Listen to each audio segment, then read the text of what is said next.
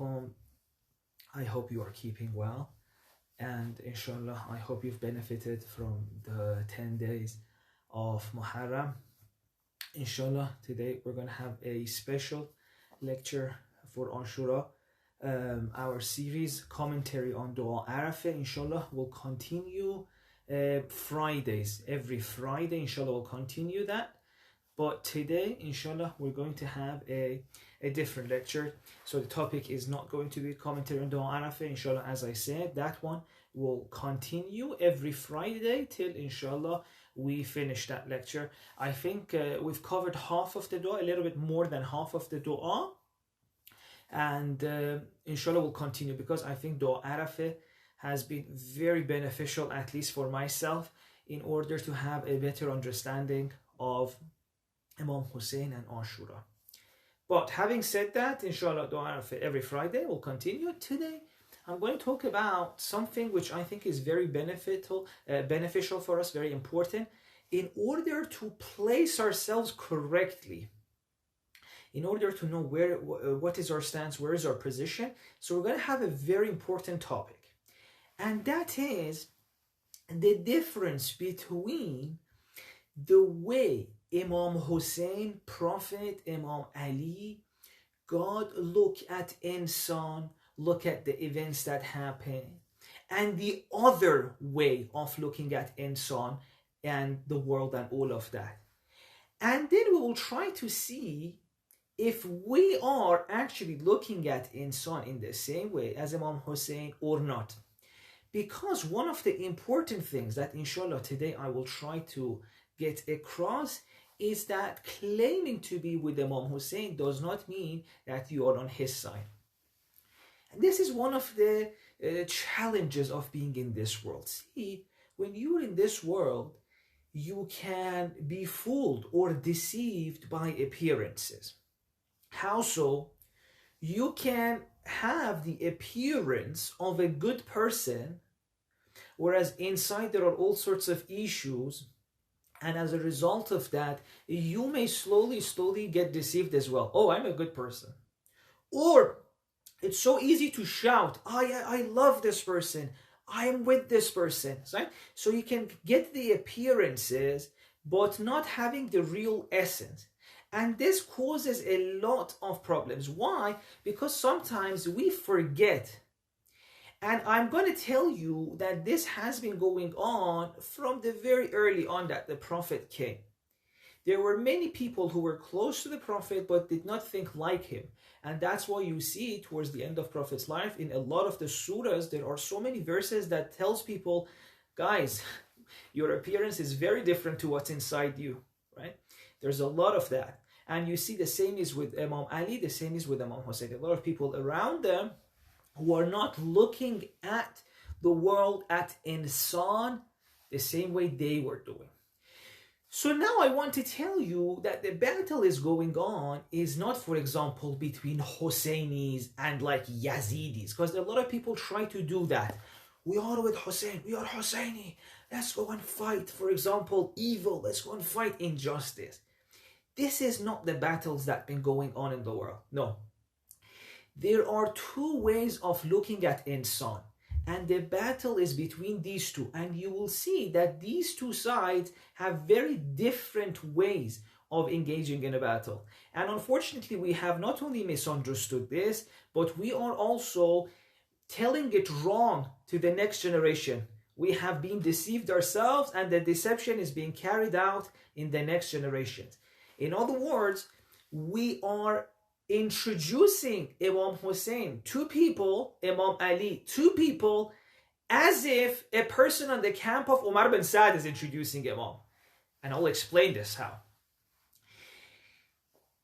For example, let's say these days, what is one of the things that a lot of us, I've seen in some of sessions, in some matams, in some rules, a lot of people are saying, these enemies in front of Imam Hussein may be destroyed, this, that, right? If only I was there I could kill Shem, for example, these things they say. You see, it's a lot of anger, or for example, I've even heard, I can't wait to get revenge for Imam Hussein. so that his heart can finally be calm. Let's make Lady Zahra, for example, calm, happy by getting revenge. And this shows me that the person who is saying this, with all the beautiful intentions they have no clue regarding who Lady Zahra is, who Imam Hussein is. Do you think, for example, that after 1,400 years right now, Imam Hussein is waiting for someone to get revenge, like to more blood to be shed? Is this what they're really saying? Can't wait for the one who's taking revenge, right? And all of this, unfortunately, goes back to our incorrect understanding of these people. What was their view of the world? Even we have misread the du'as, misinterpreted the du'as, and as a result of this, we think we're following them, but our worldview looks more like the worldview of Umar bin Saad than does of Imam Hussein. And I'll explain this. I know it's a huge claim, but let's go through it. Before starting the topic, though, let me say that this is in no way an attack or criticism. This is just us trying to, now that, alhamdulillah, we have been given by previous generations this beautiful platform that we can come together and remember Imam Hussein. I'm saying let's take it to the next level. Let's remember the actual Imam Hussein, right? We're doing great. Alhamdulillah, the previous generations have done great. But there is still a level to go. We are not there yet. We don't know Imam Hussein well. We say, Allahumma aj'al mahyaya mahya Muhammadin wa ala Muhammad. But which kind of life is this? We say, oh God, we want to live like they lived.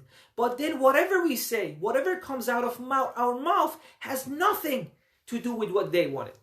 Now, this has been, by the way, even from the time of Imam Ali, in the Battle of Siffin, when the army of Imam Ali had access to water, right?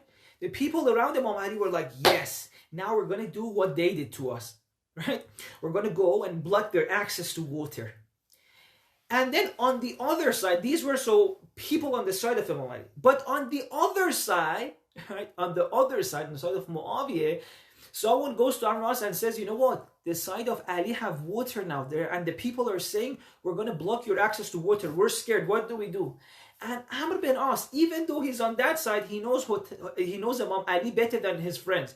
He says, do you really think Ali would block anyone's access to water? You have no idea who Ali is. See, Amr bin As, even though he's on the other side, he has a better understanding of Ali than Imam Ali's own friend.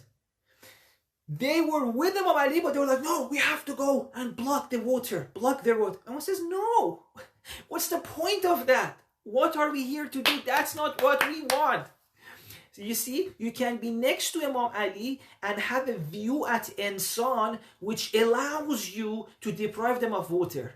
But Imam Ali says, no, I have a different way of looking at the world. I have a different way of looking at insan. You have no idea what this insan in front of you is. There is so much respect, and even me, you have no idea who I am. I will never be able to do this. This is not nice, right? So you have to know this is the person we're claiming to follow. Are we like that? Or are we all about revenge, destroy this? The enemies are this. Why does this happen? Because we love Imam Hussein, but we don't look at insan the same way as Imam Hussein. We love Prophet, we don't look at insan the same way that Prophet looks at insan. And which is ultimately the way God looks at insan. Allah, inshallah, I'll talk to you about this. But let me give you another example to show that even when it came to Prophet, it was the same. When Prophet finally, after many years of being away from Mecca, they managed to go back to Mecca. And imagine what people in Mecca had done to them. Many of the Muslims were originally from Mecca, true. They kicked them out of their houses, they tortured them, they killed many of them. And even when they went to Medina to have like a life away from that, they kept attacking them, killing them, or stealing from them. So people of Mecca have done all of this to people of Medina.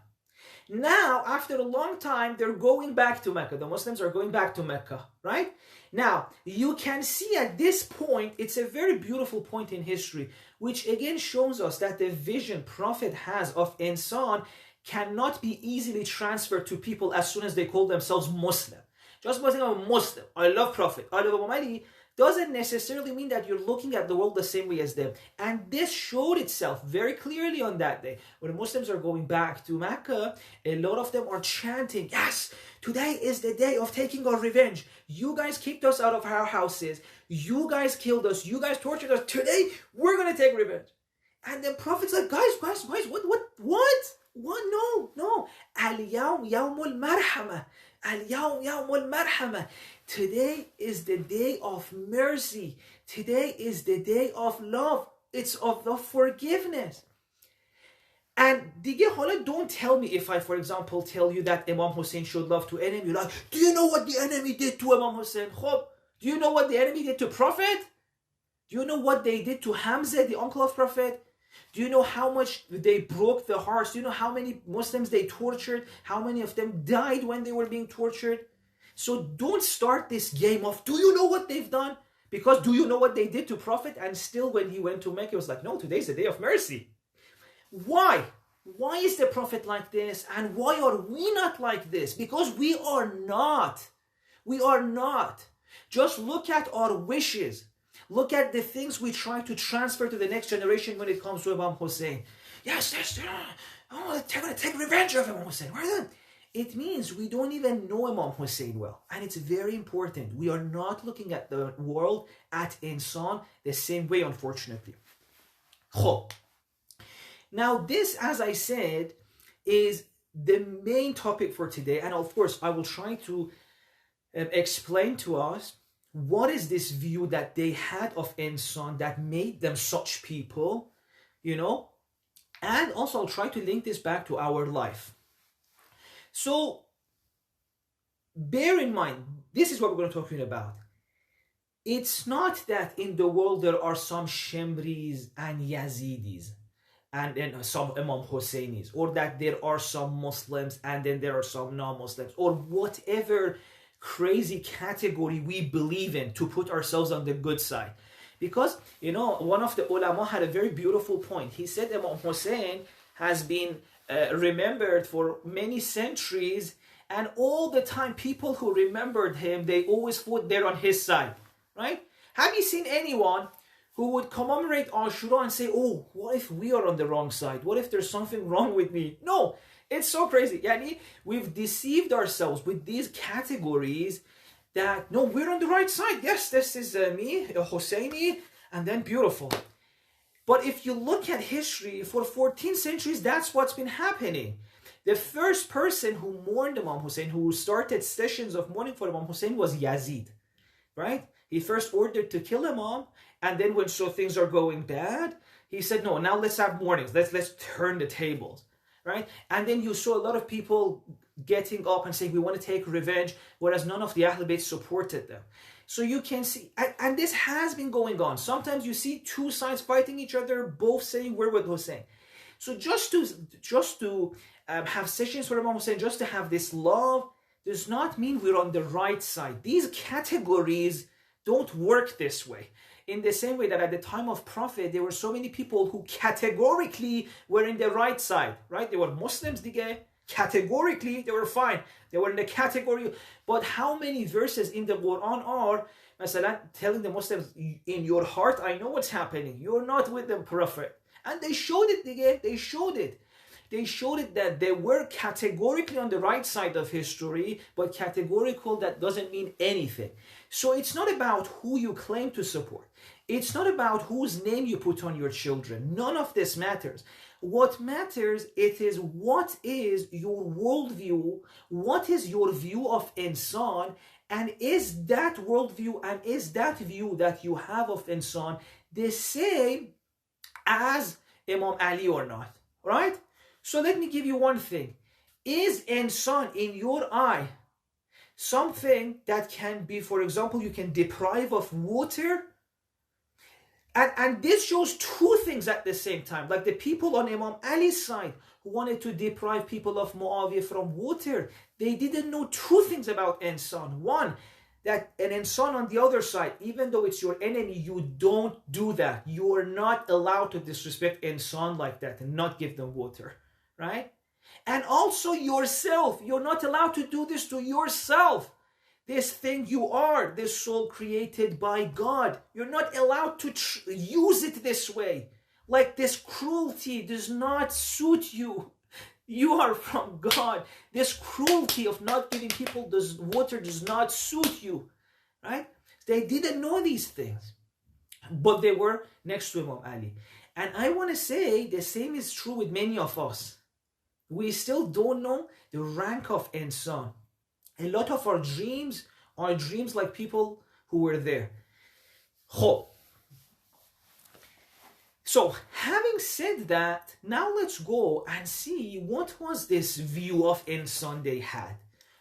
These past few nights, those who were with us when we were talking about commentary on Dua Arafah, Imam Hussein made it so clear that, see, this is my view of insan. He explains it fully in Dua Arafah. He says, if you're claiming to be with me, know that this is my view of insana.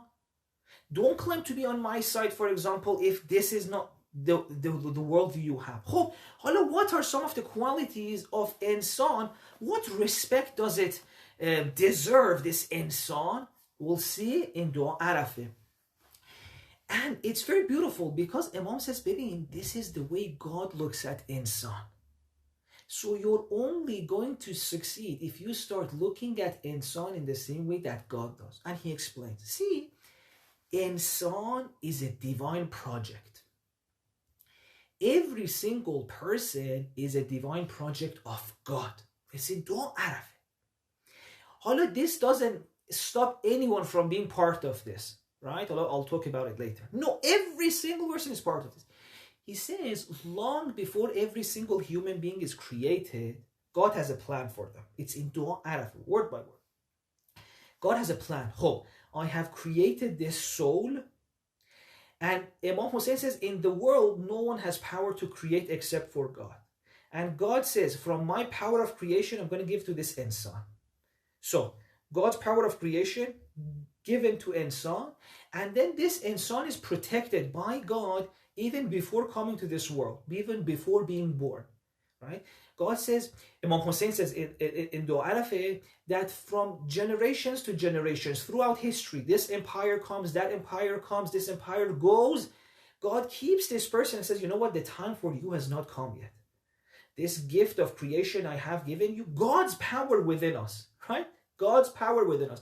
God says, I have a plan for you. You're going to shine at this certain time.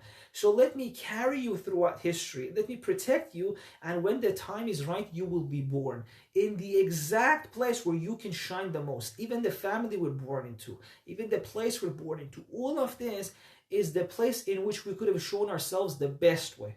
Imam Hussein is saying, for every single person. And then, when God brings this person, Imam Hussein says two lines which I want you to know because it's going to be very crucial for us. He says, وَفِيهَ أَنْشَأْتَنِي وَمِنْ قَبْلِ ذَلِكَ رَأُفْتَ بِي. You brought me to this world and you loved me even before that. Right? I remember there was this beautiful Persian poem that said to God, oh God, what is about you? Right? That I came to this world loving you. And Imam Hussein answers, he says, you came to this world loving God? The poet said to God, because even before you came to this world, God loved you.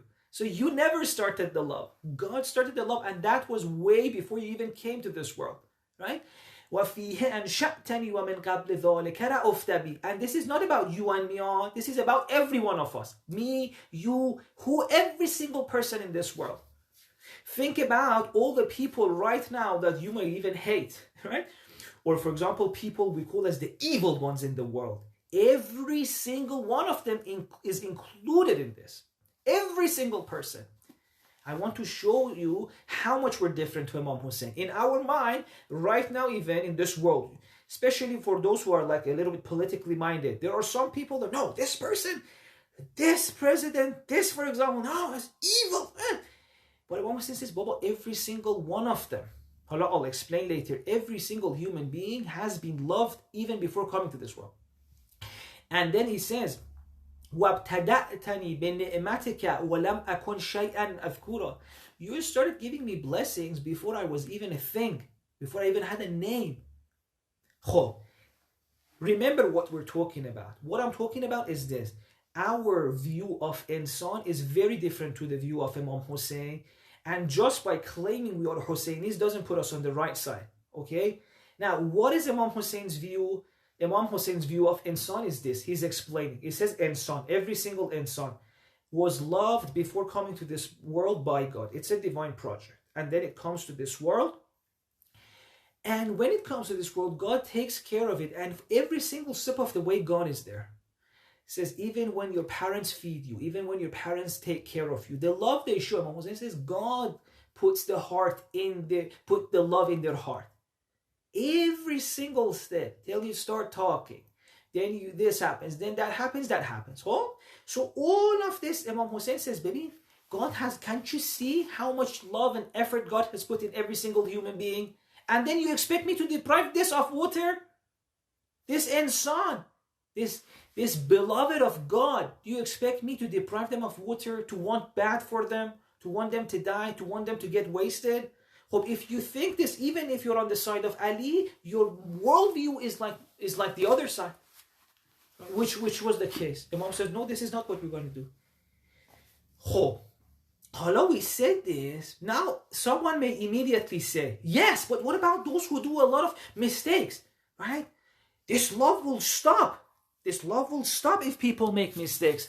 Imam Hussein even answers this in Dua Arafah. He says, no. He says, God's love is non-stoppable.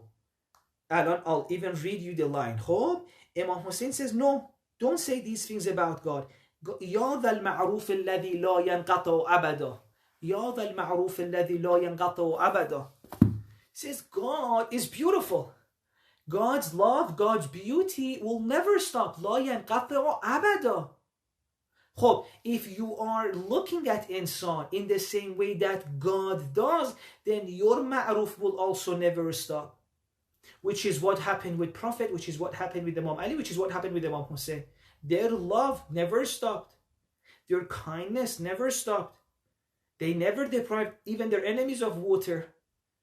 But for us, because we're not like that, and it's not our fault. The thing is, we don't know how precious insan is. We don't know how valuable insan is. So as soon as we think they're making mistakes, we're like, love is enough. Love is enough. You know what it's like? It's like, for example, if you have a phone and you don't know how much it's worth. Listen, if you have a phone and you think this phone is only worth £100, and now the screen is broken, and you're like, the phone is £100. If I want to get the screen fixed, it's going to cost me 150, 100. Let's just throw the phone away, right? So if your view of insan is that it's not worth much, so as soon as you see any brokenness, any damage, you're like, let's throw it away. There's loads of other insan. But you don't know that, Baba, every single insan is the most expensive phone there is. Imam Hussein says, do you know this insan you just want to throw away because of one mistake? Do you know how many thousand years of God's love and care has gone into it? Imagine if you had a phone that was worth, I don't know, £10,000. Like I remember a few years ago, it was like trend to have gold-plated phones, right? Gold-plated. So like even if the phone didn't cost much, because of the gold, it costed a lot. Now imagine if you bought a gold-plated phone and now the screen breaks. They say it's going to cost you £300. Will you throw the phone away? You say, no, the phone is worth £10,000. Even if I have to spend £300, I'll spend it. Let's fix this phone. It's worth it. Now you see why Imam Hussein is different to us. Because we look at people, we see £100 phones. Yeah, this one made a mistake. You're out. That one made a mistake. You're out. But Imam Hussein looks and says, wow, 1,000 years of God's love is there. 1,000 years of God's love and care is there. 1,000 years of God's love and care is there. God's soul is there. It's making a mistake. Let me go and show it love so I can fix it. Even if it costs me a lot. Even if I have to go through pain. Even if my family has to go through pain. What can we do? This phone is worthy. We have to fix it. Right? Imagine you've got a £10,000 phone and you have to pay the 300 to fix it, and 300 is so much for you, but you still have to do it. Even if it's difficult, we have to do it. And this is exactly what you see on the day of Ashura. It's very difficult to show love to those people, but you have to do it. And he does. Let's continue with Dua Arafah, and then I'll give you more examples. So see, what happens is that God looks at insan this way. It says, I've put so much love and value in every single one of you.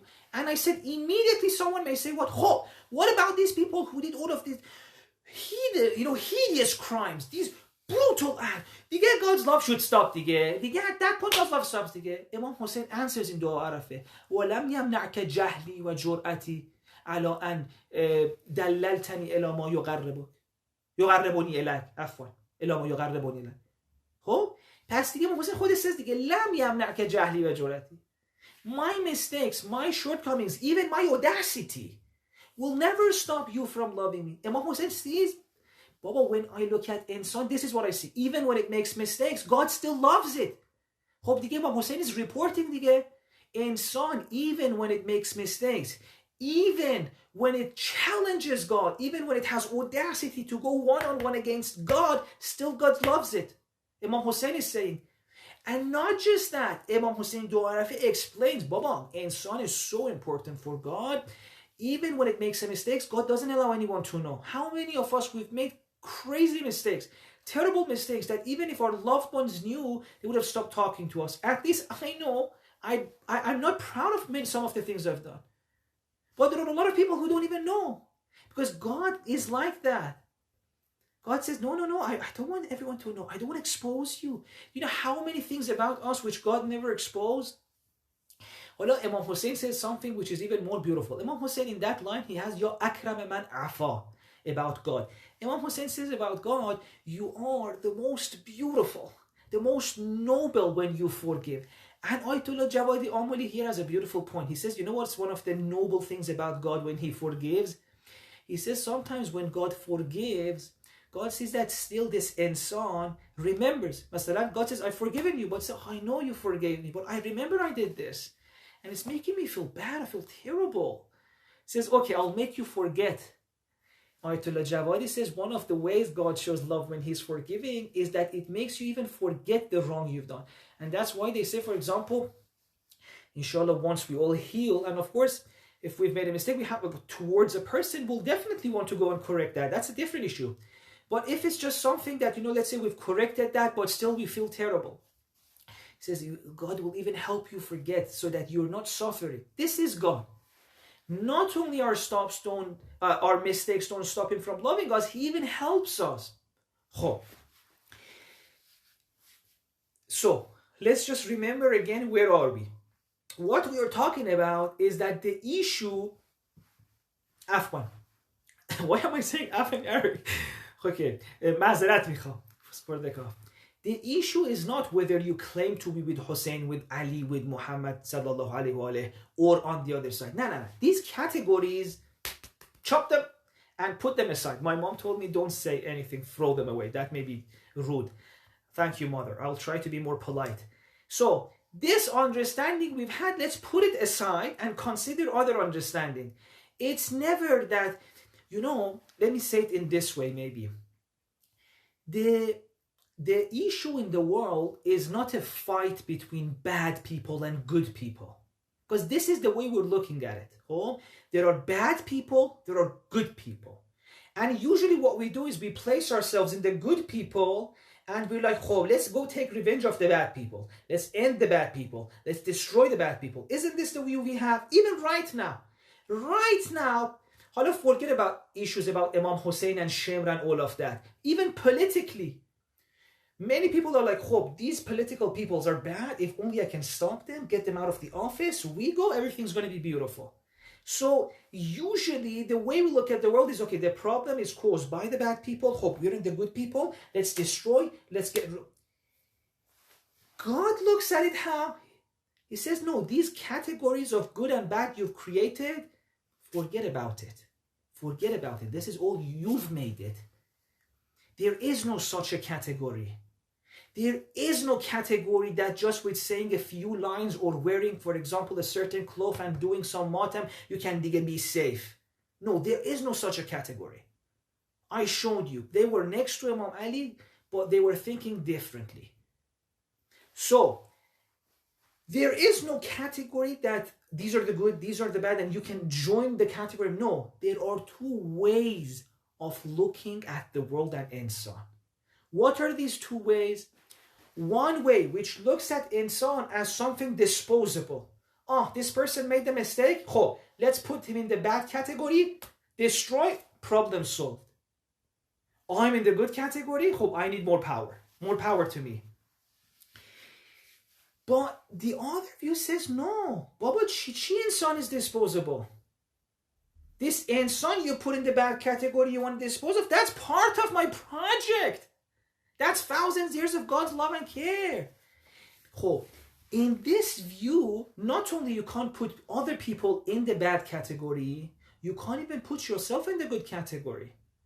Because how do you know? How do you know? What is your guarantee that you're in the good ones?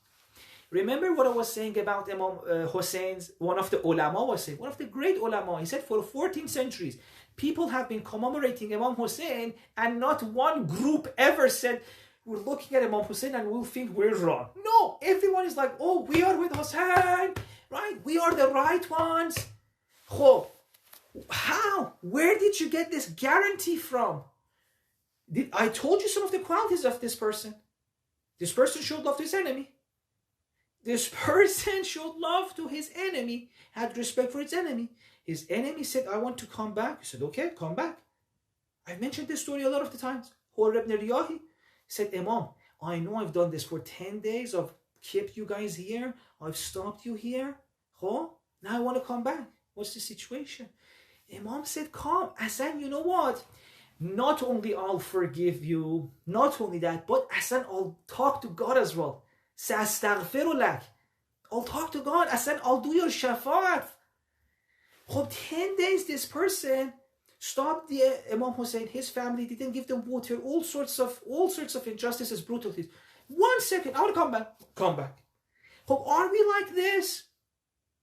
Are we like this? Allah, forget about our enemies. Are we like this even to our children, to our families? If we're not, then what guarantee do we have that we are with Imam Hussein on the day when the appearances go away? Because see, appearances give us false safety. The appearance that, for example, my name is Masalan Hussein. I've even named my son Hussein. Or for example, see, I'm I'm doing all of this. This gives us false safety. But false safety, either in this world or in the other world, at one point it will go away, which is what happened to the people of Kufa. Imagine if history had been shaped differently. Imam Hussein never came to Karbala. All of us would look at the people of Kufa and say, these are the most beautiful people there are. Thousands of letters they wrote to Imam Hussein. And one of the ulama was mentioning this point. He said, imagine if time stopped at that point. On the one hand, you have Hur, which is with the enemy, and on the other hand, you have people of Kufa. They're writing letters to the Imam, and after this alim mentioned this point, I went and actually read the letters. Believe me, if you read letters of people of Kufa, you're like, wow, beautiful people. Let's invite them for Muharram next year. Imagine. Masalan, Muharram 2021, speaker, Masalan, Shabas.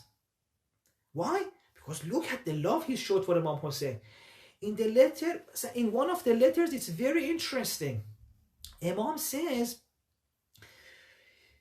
Shabas, this people of Kufa, they're like, come, al-ajal, come, Dige, Baba, we're out of patience, right? It really reminds me of some of the things we do. Person's written a letter to Imam Hussein, says, come, Dige, we're out of patience, come, we're ready for you.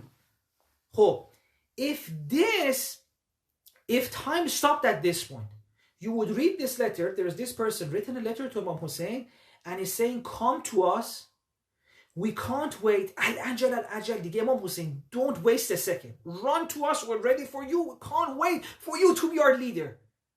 If time stopped here, wouldn't we think these people were the best? Lovers of Hussein, amazing people. But what is this? This is a false category. This was false safety. Unfortunate for them, their false safety went away. What happened? Imam Hussein came, Ibn Ziyad came as well and said, and then you see the same people who wrote a letter, in few days, they're fighting against Imam Hussein. In few days. In a matter of few days, they're fighting against Imam Hussein. So false safety is going to be. So let us not fool ourselves, but these false safeties, let us try to get real. Even right now, after many years, we can't even tolerate the view of Imam Hussein and Imam Ali. Hala, for example, the groups of Muslims like the Shias who believe in that Imam Zaman, of course, all Muslims believe that Imam Mahdi will come, but some believe that Imam is already born. Do you know that even with regards to the awaited Imam, we have similar hadiths? Can you believe it? That Imam wants to forgive someone when he comes, and the people around him says, no, we can't take it. We're not going to forgive. I thought we're waiting for the Imam to come to tell us what to do. They say, no, we can't take this. You see, the mentality is there. When the way you're looking at the world is the way Muawiyah does, or for example, that side does, that you can deprive people of water, that this and that, not the way Imam Hussein is looking at the world, then you can end up doing things that are against him. And when Imam Hussein, when Prophet wants to show love, you stop it. Because that's the clash of views, right? The clash of views, the false safety goes away. So Imam Zaman even, Imam Mahdi, at one point, it's in our hadith, wants to forgive some people. The people around him are like, no, don't you see what they've done to us? Can't you see what they've done to us? Maybe at that point, the gate wouldn't be like, oh, I'm in this category. Nah, it's about who you really are about, what you really are about. And now, by the way, please, for beautiful people who are in the comment section, thank you so much to all of you. If it's okay, let's talk about it at the end. I'm just worried some people may get distracted because this is a very important topic, okay? Let's put this at the end, inshallah. I hope we can. Oh, by the way, let's make sure we're not getting close to Azan. Okay, now alhamdulillah, we've got some time. Hope the gate would gonna be what clash of. And right now, let me tell you, even right now, there are some people who cannot stand a certain view of, for example, our imams. I told in the month of Ramadan, I'm talking about us, not others, us. In the month of Ramadan, I spoke and I mentioned letter 23 of Nahj al-Balagha, in which Imam Ali forgives Ibn Muljam, and some people can't take it. They're like, no. I'm like, okay, but it's not me. It's Imam Ali. What do you want to do that? This is your Imam. This is your Imam. This is between you and your Imam. When for years after years, we never try to make our views of the world similar to them, then suddenly when we hear about how they looked at Insan, how they looked at the world, we see, wow, we're nothing like that. We can't accept it. We can't take it. They're like, no, forgive Ibn Muljam. How dare you, Sheikh? I wasn't there. I had nothing in that. I am not as loving as Imam Ali. I'm trying to be, but this is what Imam Ali did. Why are you mad? Why are you hating me? You know? And why does this happen? Because for many years we heard about these people, but never about how they're looking at Insan, what they were actually about. So don't think that it's very unlikely for us in a situation when it's about looking at Insan the way he does, we'll be like, no, Imam Hussein dige, Allah okay dige. We commemorated every year, we did not have dige, you're expecting too much now. Believe me, this will happen. Let me give you an example. Prophet has come, says why? I've come here for makarim al-akhlaq. And this has been narrated, this hadith, from the Prophet. We also have it from Imam Sadiq alayhi salam. It says, mentions four things. Prophet says, I've come here inni bu'ithtu li'utammima makarim al-akhlaq. Right? Prophet says, all of the effort I put, all my risala, all my prophethood, I had one goal. لأتمم مكارم الأخلاق. Not ethics, no, like brilliant ethics. مكارم الأخلاق. What are these things? What is مكارم الأخلاق, O Prophet, that you're saying all of this is for that? Mentions four things. And the same hadith we have also from Imam Sadiq, which means that the Imams try to carry this on forward. Let me read this for you. It says, عَفْوَ أَمَّنْ ظَلَمَكَ, to forgive the one who has oppressed you. Wait. This doesn't mean that, for example, allow the oppression to continue. I don't need to explain this. That's very clear. Because even one part way of showing love to the oppressor is to teach him that oppression is wrong. Because the oppressor is harming himself too. Oh? So this means no, let's say the situation is over, the oppression is ended, دیگه عفو عمن ظلمک. Or, don't think about this globally. It could be at home. Let's say your child says something to you, your child is rude to you, right? Or your partner. عفو عمن ظلمک. Or even a relative. Let's say, for example, with issues of inheritance, there's a fight between two brothers. عفو عمن ظلمک. He oppressed you, I know. He oppressed you, I said that's part of it. He oppressed you, forgive if you can. سلما قطعك. You've got a friend who stopped your relationship with you, or a family member. If you see there's benefit, and if you see there you can go and help, go and help. سلما قطعك. Go and help. They cut relationships with you. They're not calling you. You can. You do this. And of course, if you're not at a level that you can do this, don't force it on yourselves, because it's going to end up a tragedy, right? These are, what do we call it? These are milestones that inshallah we should try to get there. It's not something we can force ourselves to do, because someone was saying, if you want to force it on yourself, masalan, someone is harmed you, you want to go show love, and after 1 minute you see they're not masalan changing, like I say, you don't even deserve the love, go screw yourself. No, these are milestones that we should work for, okay? Not something that we can force them. So af amman dhalamak. Baba, if someone has oppressed you, it's okay. Just come to apologize. Silman qata'ak. Someone cut the relationships with you, go back to them. Go and say, you start something. Ihsan ila man asa'a ilayk. Goodness to one who did bad to you. Ihsan ila man asa'a ilayk. Hope your sister was not nice to you. Your dad was not nice to you. Hope alon you're in a position where you can be nice to them. Go and you be nice to them. And Allah, inshallah, I hope one session I have time to explain all of this. So how to do this, how to create these qualities in us, how to make sure it doesn't lead to more situations. Right? All of this we can talk. What else? إعطاء من حرمك. Someone didn't give you something. He had money, he didn't give you. He had this, didn't give you. He had love, he didn't give you love. Now he needs love, you go show love. إعطاء من حرمك. Someone deprived you, mahrum, right? Mahrum. Deprived you of something. Now that you have, give it to them.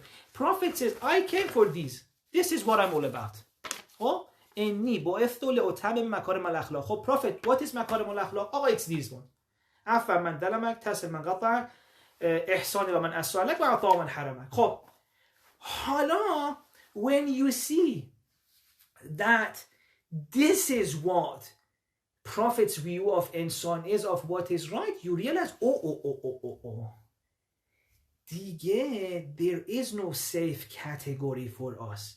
There are no good people and bad people. Because every single one of us can either be like this or not be like this. دیگه throw all these categories and put the categories aside.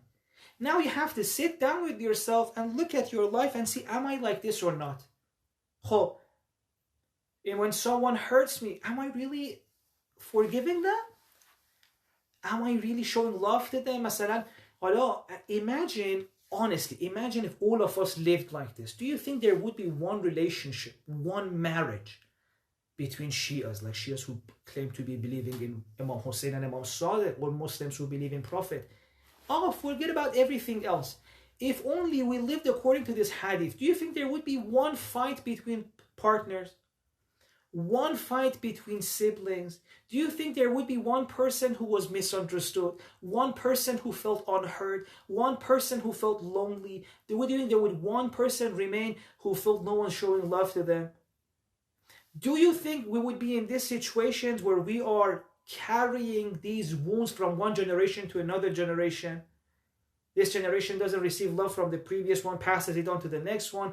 Anger is passed on. Withdrawal is passed on. Loneliness is passed on. Not forgiveness is passed on. Now, the question is of who is with Imam Hussein doesn't stop at who is doing mourning for Imam Hussein, or who has put the name of his son Imam Hussein. Nah. The question is, who is following these qualities? And as you can see, when the test becomes real, when in order to look at to be with Imam Hussein, you have to change, you see, things are harder than we expected.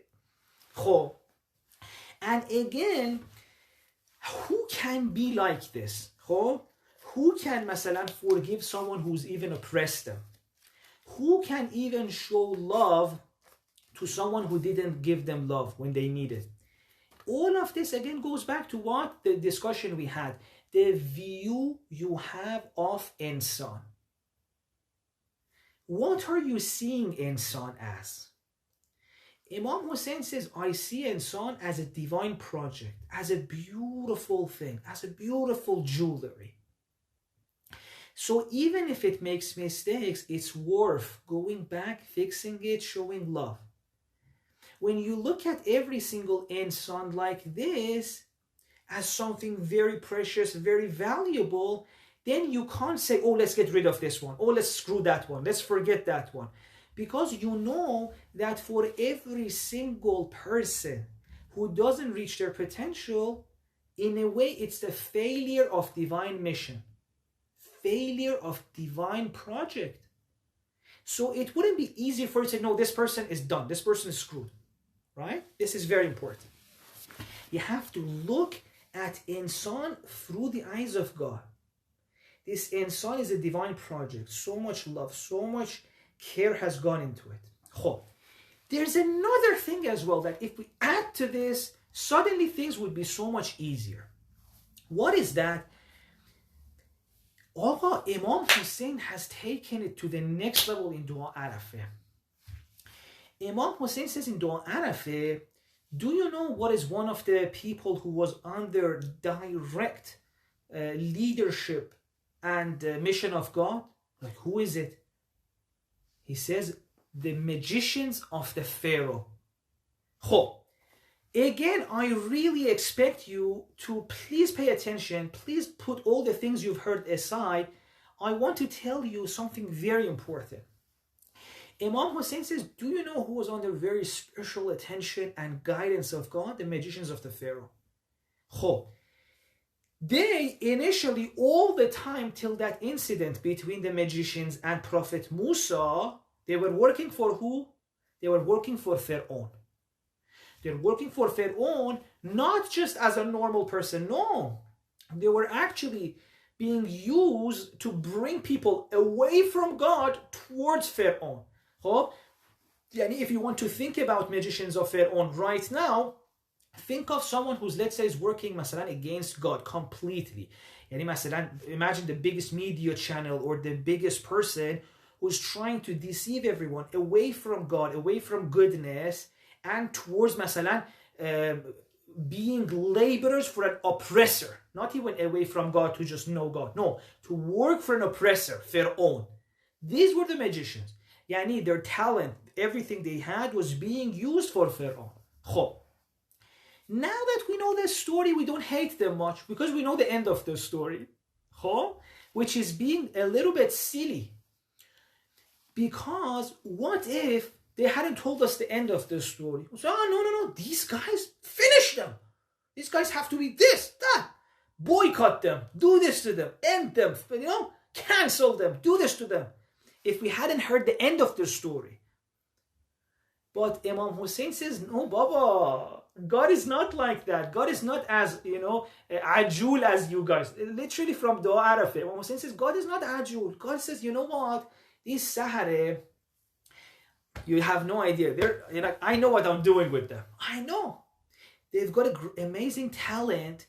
I'm allowing them to go and use this talent. I let them become the best at what they can become. Let them go, let them become the best. Yes, they may be used for Pharaoh for a while. It's okay, let them go do that. Right?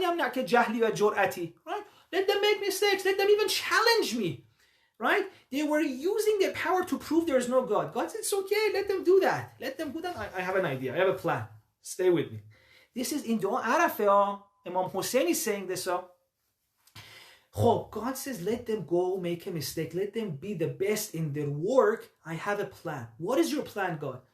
He says then when they go to the end of what they're doing, when they go to the ultimate level a magician can get, then I'm going to send Musa to them to show them that, see, you went to the ultimate end of magic again. Now I'm going to show you something more. But because of all those years of living through magic, you've seen all, you've seen it all, the world of magic, all that world of deception. Now, if I show you something bigger than that, you'll immediately accept, which is what happened. In one moment, they changed. If they hadn't gone through that, even if Musa had come, they would not have accepted, right? Imagine if a person like me, who's never seen any magic, for example, Masalan, Musa comes and does something, I'll be like, oh, that's magic. How do I know that's not magic? In order for them to believe in Musa, they had to go and see everything there was, so that when Musa presented what he had, they would say, oh my God, this is bigger than everything we've seen. And Imam Hussein says, see, this was God's plan. He gave them opportunity. He gave them freedom. They kept making mistakes. Imam says, God is not rushed to punish people. What is punishment, Baba? It's not about punishment. It's about bringing people to God. It's about that divine project. For some people like the Sahara of Pharaoh, they have to go make mistakes. They have to go see that world so that when they see the beauty of God, they immediately accept it. And Imam says all of this is part of God's plan for people, part of God's project. And unfortunately, we don't have this in mind in our relationships, in our community, when we are with our partners, etc. Maybe, masalan, if we want to mention some of our role models, someone who is really has had so much, it's been very inspirational on me. Who is this person? Malcolm X. Very amazing role model. Honestly, any youth who reads the autobiography of Malcolm, honestly, his life would change. He changed my life. But I can promise you, I can guarantee you that if Malcolm X lived right now and he was in the beginning of his story, we would not have allowed his story to finish. We would have left him out of our community. Have you read his book? Have you seen what he went through? Have you seen what kind of mistakes he made to find himself? Malcolm X was so lucky that he was not part of our community, right? When he made mistakes, no one boycotted him. No one isolated him. No one said, no, DG, you're not allowed. No, some people went and showed love to him and he found himself. But do we give that opportunity to people in our community right now to go make mistakes? So what? Baba, Imam Hussein says even the Sahara of Pharaoh, all those years, it was God's plan for them to go do things. God brought them back. But now, even some of our role models like Malcolm, we only tell our children the last chapter of his book. Baba, read it. Read Malcolm's autobiography. See if you're even there reading the first few pages out loud to your children. You wouldn't. Content, he did this, he did that too. So many of our role models are like that. They've been through a journey to find themselves. And there's nothing wrong with it. Maybe, in other words, do you remember how I said it's about the two views you have of insan? Either one view of God, which was followed by Prophet, followed by Imam Hussein, in which it sees insan as something very important, God's project, that has to go, make mistakes, find itself, and its worth and value is so much that justifies all of this. Either you have this view or you have the other view that no, one mistake, you're out. And the silly thing is, we say this even though we are the makers of the biggest mistakes. And one of the, alhamdulillah, blessings I have in my life is that I've made some crazy mistakes that do not allow me to judge anyone. Because I'm like, I am the maker of mistakes. How can I judge anyone? But although this is also beautiful for ourselves, and even if you've made mistakes, and of course if it's, as I said, regarding people, we have to try and make it up to them. But never underestimate yourself. This is the point I'm trying to make. There are two ways of looking at insan. One is the view of God. The other one is a view that if you want to see in the Quran who started it, it was the angels. But angels accepted and repented, Shaitan continued that. What was this view? The view of this, that insan should not be made. And ultimately, the root of all of our issues is this. God said, I want to create something so beautiful. It's my Khalifa. You know, God, how excited God is in this verse. He says, this is going to be my Khalifa on the earth. And then the angels are like, no, this one is going to go and make mistakes. Huh? And God says, so what? It's going to make mistakes. Yeah, it's going to make mistakes, but it's worth it. Yani, it has to go make those mistakes so that it can find itself. Huh? Yani, if you want to see our journey, inna lillah wa inna ilayhi raji'un. Baby, we started from God. وَنَفَخْتُ فِيهِ مِنْ رُوحِ. God says, every one of you blew into you from my own spirit. When we were inna lillah from God, that spirit, obviously it's beautiful. But now suddenly left in the world. Imagine part of God's spirit. وَنَفَخْتُ فِيهِ مِنْ رُوحِ. We were with God, pure innocence. Suddenly left into this world. As the more you get distance from God, what happens? There's more darkness. There's less God. The more we're left on our own. It's obviously not easy to find your way back, especially if you have free will. You have to choose. It's very difficult. You have to find way back to home, and you're just confused. New place. You were with God. Suddenly you're not. It's difficult. And God says, I know. This is part of the journey. They're going to make mistakes. Angel said, we glorify you. We praise you. God says, I know that's beautiful. But this one is going to do something which is more special. I don't want no one's praise. I don't need praise. I don't need glorification. Bless you, angels, for doing that. This insan is going to do something more. This is going to show my beauty. But sometimes in order to do that, it needs to make mistakes. And it's very beautiful. Of course, not everyone does that. Imam Hussein mentions that some people, due to their opportunity, due to the way their life is handled, from the beginning they can find a way. But no, some people have to go make mistakes. And Imam Hussein says all of these are part of God's plan. And they may go make mistakes. Masalan, what is one mistake they can make? They can even stand in front of Imam Hussein for 10 days. He stood in front of Imam Hussein. Imam Hussein told her, you know what? Okay, you don't want us to go to Kufa. It's fine. We'll go somewhere else. We'll go there. We'll just don't keep us here. This is not good, man. This is not good. Don't keep us here. We'll go somewhere else. We'll go to the border. Or let's go to Yazid and see what he says. No. This is what it is. It is what it is. Don't move. This is Hur. His journey took him in front of Imam Hussein. But Imam Hussein looks, what would we do? Right? When Hur came back. Say, no, Digga, you wasted your life, man. I don't think there's no situation to make it up. Digga, you've made a huge mess, man. Go. Imam Hussein, but as soon as Hur says, I want to come, he goes, come. What does Imam Hussein see? Imam Hussein sees all of God's love. Imam Hussein remembers God's project for the magicians of Fir'aun. Imam Hussein remembers all of this, knows the worth of this person for God, knows that if Hur doesn't come to Imam Hussein, God is the one who's failed, because Hur is a divine project, Imam Hussein says. So he says, come, Baba, come. I will go and ask forgiveness for you. Do you see the difference? Insan is very precious, and ultimately this is what it comes down to.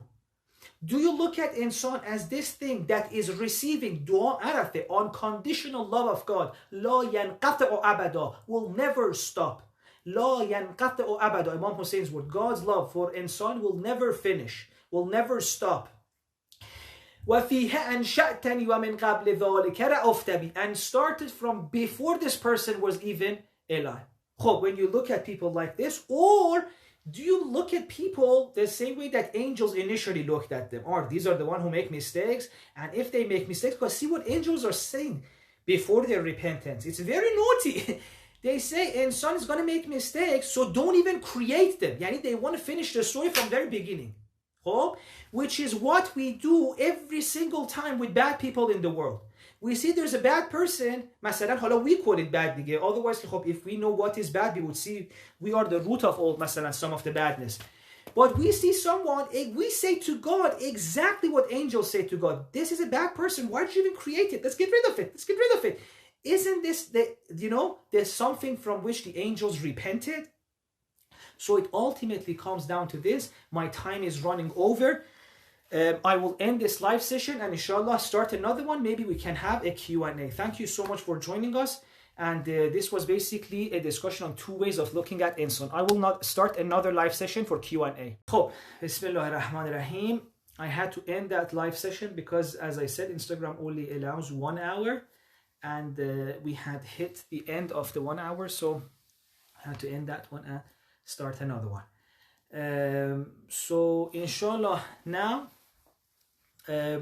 although I wanted to finish a little bit, had a few more things to say, but inshallah we'll talk about it on another opportunity. So if there are any questions, I'm at your service. We're getting close to the time of prayer, so if there are any questions, now it's the time, please, or any points you have to mention, anything, I'm at your service. And inshallah, let's see, where do we go from here?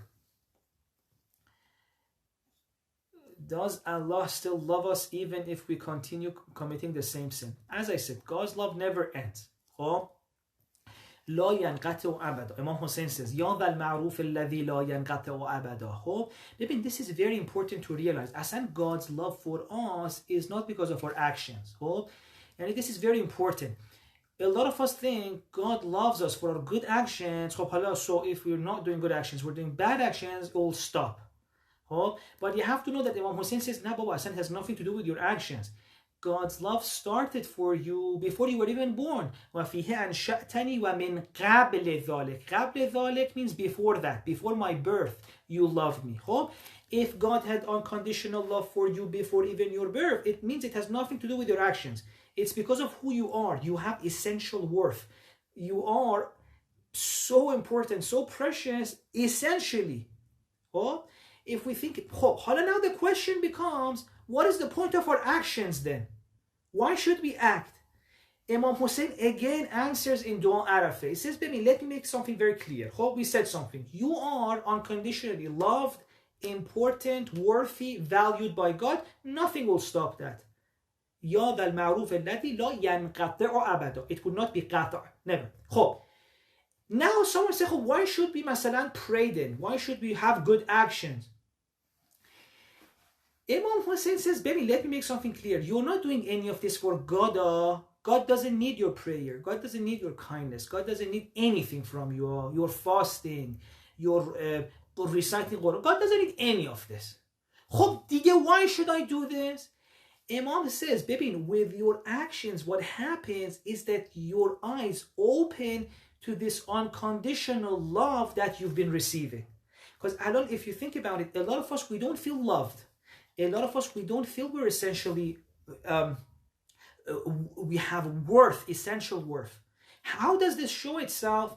A lot of the times, as our stress in this life, when we're low, someone who loved us suddenly stops their love and go. We suddenly feel so broken. It's like, oh my God, am I not worthy of love? Or what's wrong with me? We have all of these issues, and we're not living a good life. We don't feel loved. And as a result of that, a lot of our life is spent seeking love, seeking things that calm us, seeking things that make us feel better, seeking things that, we'll say, okay, if I have that, then I'll be enough.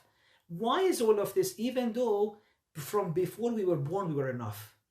We were enough, we were more than enough, we were beautiful, we were valuable, but we don't feel that. So our actions are there to help us feel this. Imam Hussein has this line in Dua Arafah. He says that, so I can see your love in every inch of the world, in every corner of the world. And this is again also a very beautiful point. Why? Because it shows that if you're just praying because they told you to pray, and you don't like it, and it's not doing anything for you, it's not that beneficial.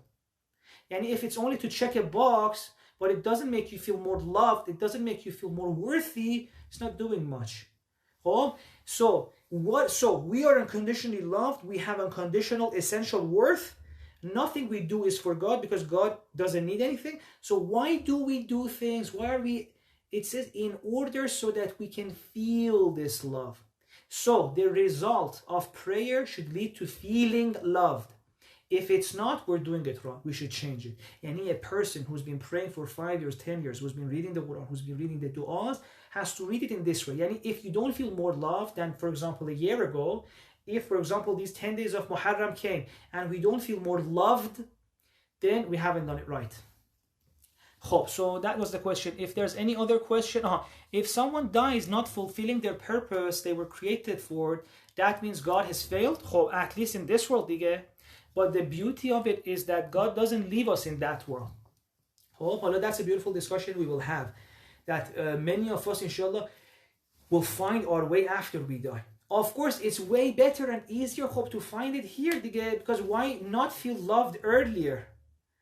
But if we don't find it here, even God will help us after we die. That's definitely true. And as I said, yes, every person who doesn't get to that place, in a way, it's the failure of the teacher, right? You remember last session I gave the example of a gardener. The way Imam Hussein talks about God and insan, it's like God is a very patient, loving gardener who's been, taking care of this tree. Masalan, it's very beautiful. It's masalan, the way it says, masalan, the gardener came, bought a land, and then waited for the weather to get good. Masalan, they told the gardener, for a few years, there's going to be drought, so don't plant a tree. He said, okay, I'll wait.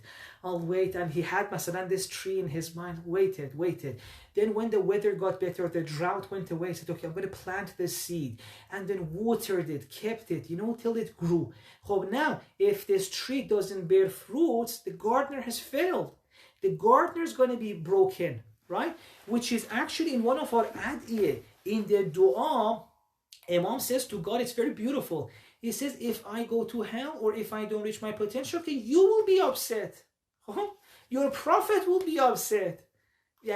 Remember, this is very important. This is God's project, every single one of us. So every one of us who don't get there, it's a failure. But obviously God wouldn't fail, so he will eventually help us. But the earlier we get there, the easier the ride would be. In Quran we have, I have my own interpretation of this verse. It says, إِنَّا هَدَيْنَاهُ السَّبِيلَ إِمَّا شَاكِرًا وَإِمَّا كَفُورًا. It says this is the way, إِنَّا هَدَيْنَاهُ السَّبِيلَ. We've shown them the way. Either they're going to be shakiran or kafura. My interpretation is this, that eventually all of us will get there. But the difference is what? How did you feel during the ride? Did you felt loved? Did you felt good? Did you had so love that you could even share with others, make the world a better place? Or were you miserable and this and that, and like they had to do so much to teach you about your love? The earlier you learn your love, the easier the ride would be. You wouldn't go through so much difficulty. Masan, do you remember in the nights of Qadr, I spoke about, Masan, if I have jealousy and I don't fix it, even if I get to God, this jealousy is going to kill me. Masan, I see, this person is closer to God, or he's feeling more love. This jealousy will kill me. So this jealousy does not stop God from loving me, but it stops me from feeling God's love. So remove jealousy, remove all of this. Why? So that you can feel the love easier, better, so that the ride is more enjoyable.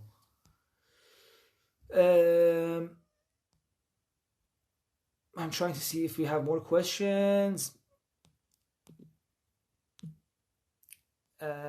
Can very kind people who help others but do not believe in God go to Jannah? Definitely. Maybe in Allama Tabatabai has a very beautiful line in Al-Mizan. He says, Iman is to act according to the truth you have found. Let's say someone really, masalan, does a research, etc., and doesn't find that, genuinely doesn't find that, masalan, there is a God. Do you think God is going to be so, masalan, saying, you need to believe? No, the same person is God. What could I do? I did my best. My idea is that most people will believe in some sort of, if they do their best, some sort of, they may not call it God, but they masalan call it this awesome reality or an awe-inspiring reality, or whatever. But if a person did their best, this is what Allama Tabatabai says. He said, Iman is to act according to the truth that you have found. Even if in this world they don't see, if a person is really truth-seeking, if I am truth-seeking, let's say in this world I was not convinced. In that world, God says, God will show himself to me and I will accept. It's all about being truth-seeking, acting according to the truth you have found. Because honestly, the actions a lot of us do put people off from religion. Believe me. Imagine you're a person and the religion right now is being promoted to you. That maybe there are this group of people, they say their love is their God is loving, but if you miss your prayer, He's going to punish you. If you this do, He'll punish you. Hope. The first thing you've done is you've screwed God's love. Yani, what love is there? Yani, this is very different to Dua Arafah. Very different. Yani, this theology has nothing to do with Dua Arafah. Imam Hussein on the one hand says, Baba, I made mistakes. As some magicians of Pharaoh were not atheists. They were working against God. Oh, God still loved them. And we tell people, you miss one prayer, God stops loving you. See, the religion we're putting out there, it's really a joke. It has nothing to do with what Imam Hussein says. Oh, this is his love. This is their God's love. Yani, you make one mistake, He stops loving you. What kind of love is this? Even I love people more than this. Oh, this is the religion a lot of people are being taught. This is the love. There's going to be, this punishment. He is such a greedy God. You made one mistake, wait, I will show you. And then they say you have to pray. Why should they pray? It's wajib for them to pray. And then you look at them after 20 years of prayer, they're still the same thing. They're not more calm. They're not more loved. They're not more connected. Nothing. How is this interesting for people who are not born into it? And this is what we've done to it.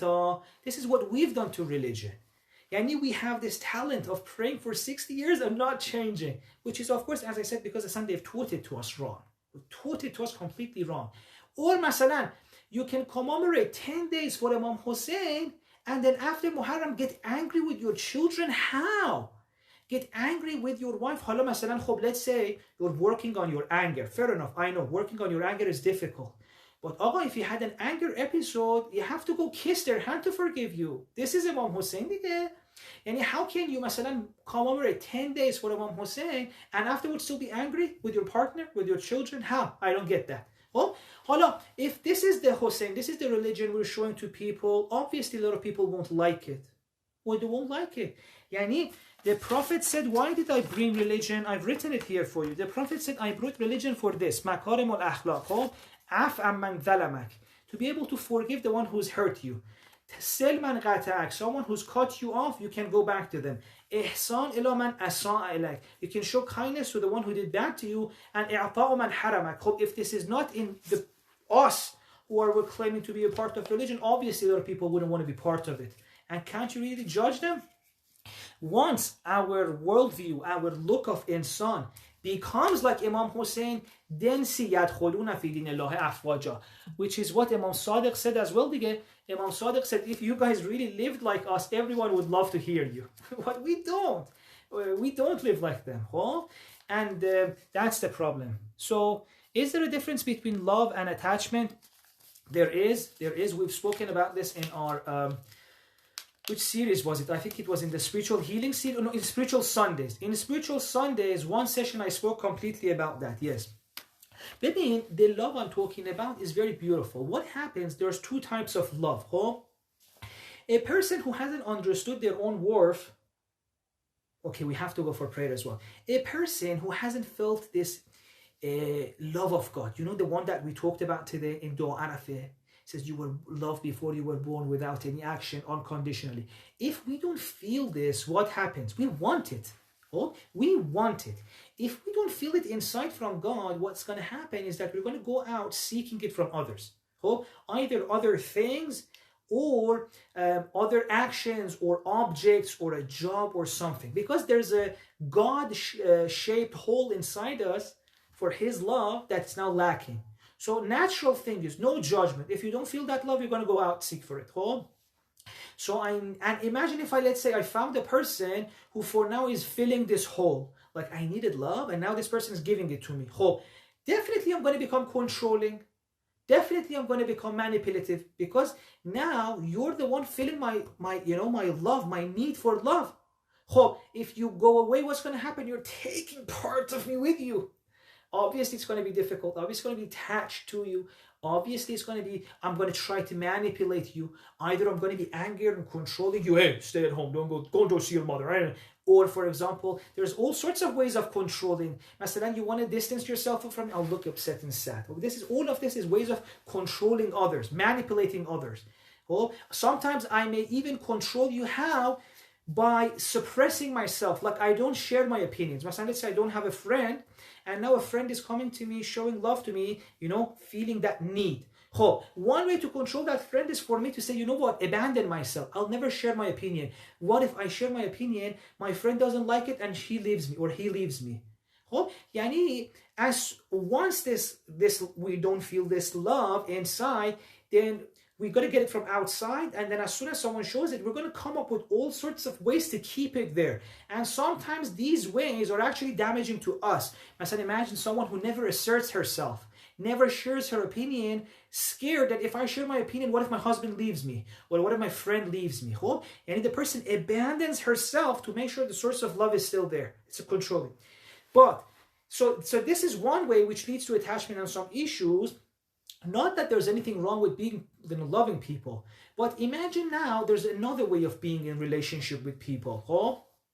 You feel, مثلا you read dua Arafa, believe me, please, if you مثلا read dua Arafa or listen to our sessions, we have that sessions, I think it's 3 or 4. We spoke about God's love. Maybe read this, reflect upon it, but I'll even mention how we can bring this love more inside us, in our community, pass it to our children. There are ways of passing this love to our children. Let's say a person gets to that level. They feel this love, this essential worth inside. They feel always great. They feel so much love. Then they're like, okay, I have extra love here. I want to share with people. I want to give it to others. So I need another friend now. Before I needed a friend to fill my need. Now I have extra love. I need a friend to share it with. Or I need a partner because there's so much love here. I need to give it to how sometimes, for example, they say if salam, I'm not going to give an example. Maybe some people will get upset. But anyway, when you have something extra, you want to give it to people. So you have love. You want to be in a relationship with your partners. You can show love. You want to have friends. You can show love with them. And this is why loving people is actually beautiful. And anyone who says in order to love God, you should not love people, that's nonsense. I know my mom is going to say, don't say nonsense. So she's right. So I should say anyone who says that, in my opinion, they're making a judgmental mistake. And the truth of the matter, in my humble opinion, is that you can love as many people as you want. And that's the natural thing that happens, when God loves come here, it's pouring outside. And you see your Imam Hussein, you show love to even the enemy. Your Imam Ali, you show love to Ibn Muljam. You forgive him. And you say you give even food to him. The love is sort of, forget about loved ones, relationship, friends. Definitely. Maybe the ones who say in order to love God, you shouldn't love others. How far from Imam Hussein are they? Imam Hussein says, Baba, I feel God's love so much, I won't even love my enemy. And you're telling me in order to God love, I shouldn't love my family? That's very silly. Again, my mom would say, don't say silly. So what can I say? How can I be more polite? I would say it seems incorrect to me. See, we're all growing. Bless mothers who always take care of us no matter how old we are. So that was the question, difference between love and attachment.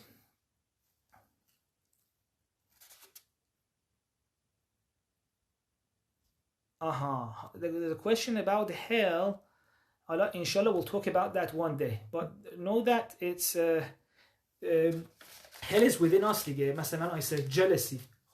Jealousy is hell. Because masalan, imagine right now, let me give you a very... Imagine right now, we've had these 10 days of month of Muharram, this commentary on Dua Arafah.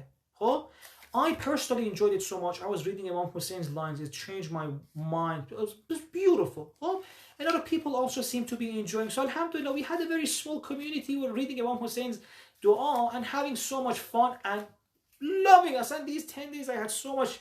enjoyment. Some people say it's Muharram. How come you enjoy? Baba, what do I do? Imam Hussein is beautiful.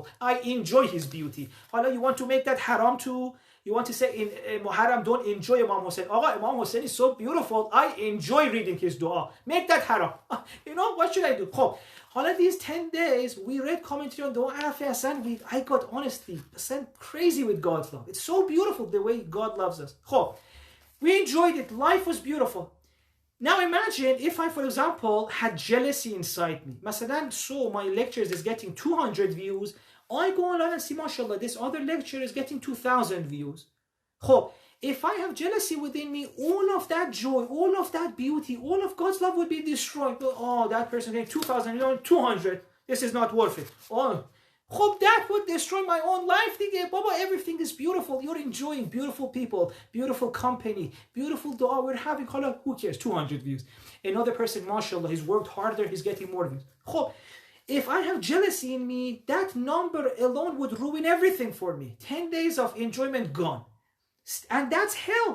Yani my heaven of 10 days would turn into hell of, why is that speaker getting more views? See, yani one jealousy inside can turn heaven into hell.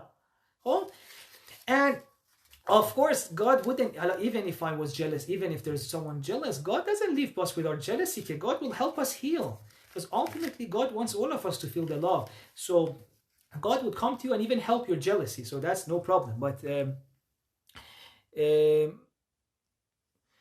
what about the descriptions of hell in the Quran and Ahadith? Hala, we'll talk about it. Maybe in the Ahadith, we haven't read all of the Ahadith. It seems to be a pattern of only mentioning some of the Ahadith.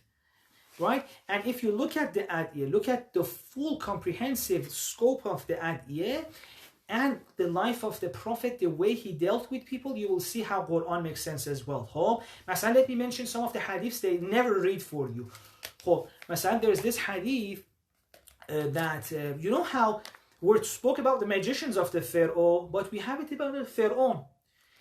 There's the hadith that Pharaoh, when he was getting drowned in the water, do you remember the story? Prophet Musa opened up the water, they went inside. When Pharaoh and his people wanted to go through, the water came back, they all drowned. The hadith says that Musa, when he was getting drowned, he asked help from Musa or something like that, like, I'm sorry now. And Musa said, it's too late, etc., etc. Masalan, alan, you're fake, you're not honest. Alan, you're saying, I'm sorry, it's because you're seeing you're drowning, so you're not. The hadith says, later on, God told Prophet Musa, why did you do that? Why did you not hear him? Pharaoh. Musa says, God, he was lying. He was lying. He didn't want help. He hadn't repented. He just wanted to get out because he was drowning. God says, I know he lied, but why didn't you accept? He's lying. It's beautiful. At least he's lying. At least out of lie, he's claiming to be sorry. Accept it. He says, if he'd called me, I would have accepted. This is our hadith. But this hadith, they never read for us. Right? So don't think that our hadith is all about masalan descriptions of hell. No, this is our hadith. That God told to Musa, if Pharaoh had told me, even out of lie, I would have accepted. We have so many hadiths like this. Masalan,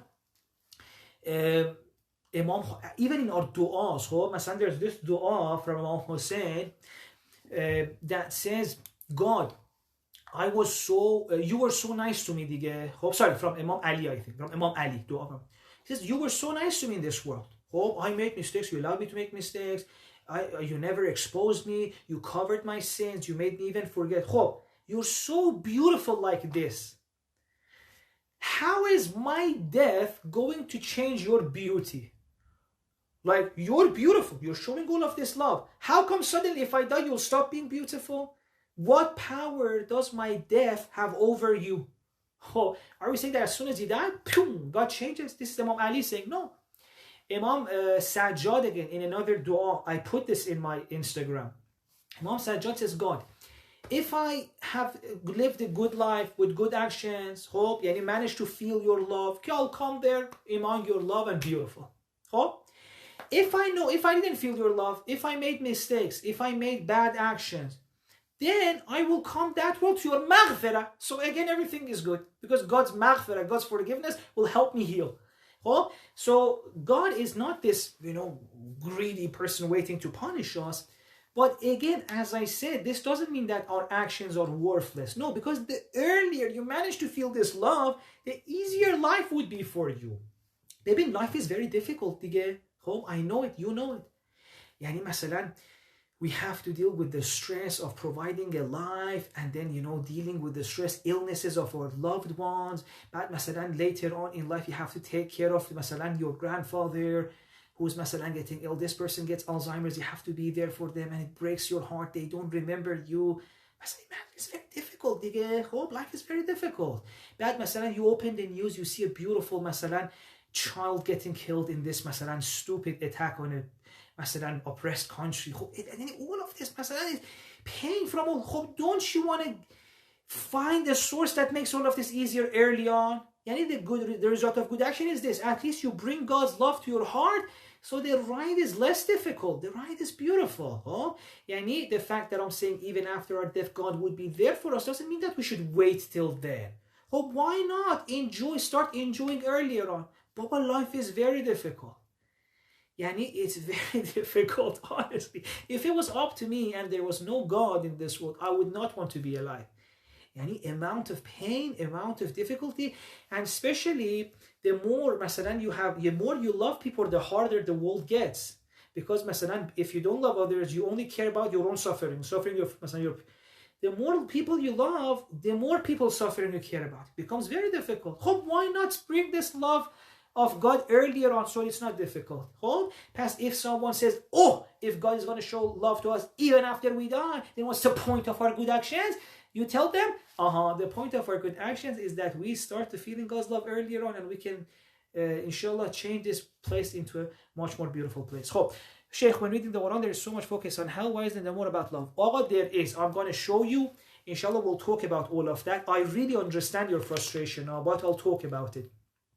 And then you will see, maybe you can look at something and you think you're seeing it, but you don't know that even the way to see something has been given to you by your culture.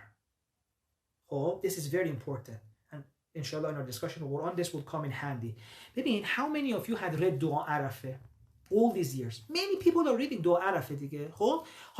Tell them afterwards that God is loving. They'll be like, no, God is loving, God's going to punish you, this of that. Not one of them would mention a line from Dua Arafah that, no, this is God's love. Why? Because even the way you're reading Dua Arafah was given to us by our culture. That, baby, you don't need to think about it all. You don't even need to understand it. Just read the lines. Read the lines. مثلا چی؟ الحمد لله الذي ليس لقضائه دافع ولا كصنعه صنع صانع. I know it mentioned this. وفيه أنشأتني ومن قبل ذلك رأفت بي. It mentions this and this. Everyone's crying, everyone's feeling beautiful, But no one stays to think, Alan, this line you recited, mashallah, very beautifully. What does it mean? This is it again. Even the way we look at things, it's given to us by our culture.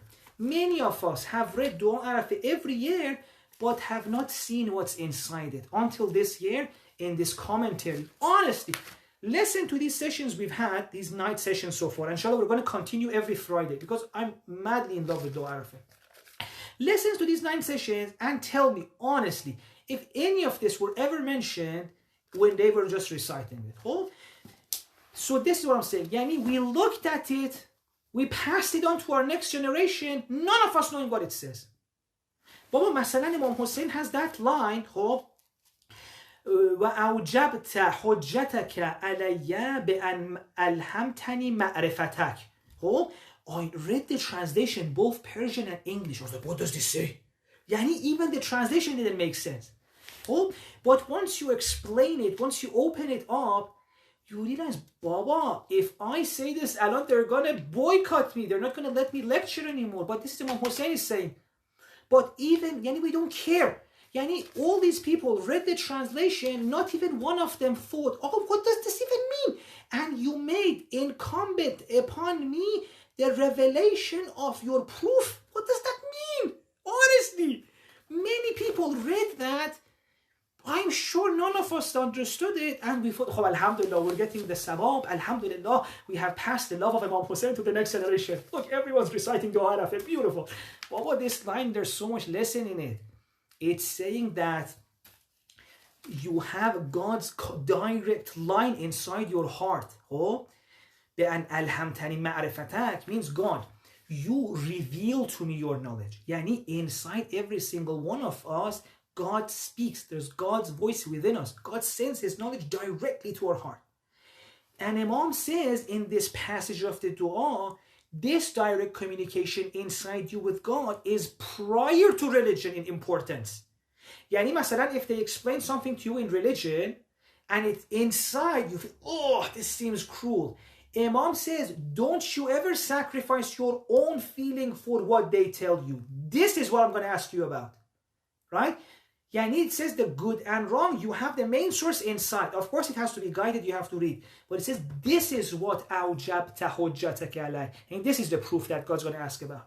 Oh, and we have it even in the Quran as well. And if مثلا you go on the day of judgment, مثلا they say, oh, why did you show this مثلا oppression? Why were you hating on those people? Why were you so rude to them? And say, oh, they told me in the lecture, it was part of my religion. God says, oh, okay, it was part of your religion, fair enough. But didn't I send this voice inside you that made you feel cringe every time you were doing it? Why didn't you take the cringe seriously? Look how much respect God is showing you, saying you are more important than all the people trying to teach you. Oh, and if this wasn't there, how would I know which religion to choose? Oh, this one line in Dua Arafah full of amazing knowledge and respect for you. Do you know how much this is raising you? Masalan, in a discussion in the Masalan center, they may say, all of these teenagers, they don't know anything. They let them... God says, no. Baby, I care about what you're 13-year-old, 14, 15, 18, 19. I don't care. Within you, the truth lies within you. You get to choose. Oh, of course you have to read and all of that. But God said, I put direct communication with you. This is very important. The amount of respect God gives us in this line. But because we read it for the sawab, we never paid attention to any of this. Oh, hala, I want to tell you, why did I say all of this? To say that the Quran is the same. We think we've read the Quran, but the way we've even, it's the same way. I'll show you how much love is even in the Quran. Let me mention one example so that you don't like, oh, Sheikh is like making this up. One example from love in the Quran. Prophet Yunus, Prophet Yunus spent so much love like Imam Hussein style for his people. He kept showing them love, trying to show them the truth. They wouldn't accept. They were very they didn't. Prophet Yunus, his patience ran out. God, I can't deal with these people anymore. What does our God says to in the Quran? He says, وَلَا تَكُنْ كَصَاحِبِ الْحُوتِ. Very beautiful. This is in the Quran. So God says, baby, Prophet Yunus, amazing prophet, beautiful, so spent so many years in patience with his people. But at some point his patience ran out. Not towards good people, but towards very bad people. Very bad people who were not listening to him. God says, Prophet, you don't be like him. And our Prophet showed that his patience never ran out. Oh, this is the God's love for you. Baba, God is loving to his prophet that no matter how much mistakes they make, never let go, never give up on them. These are my creation. This is in the Quran. And of course, even in the Quran, Prophet Yunus realizes, he says, God, I'm sorry. It was my shortcoming. Should have been more patient with them.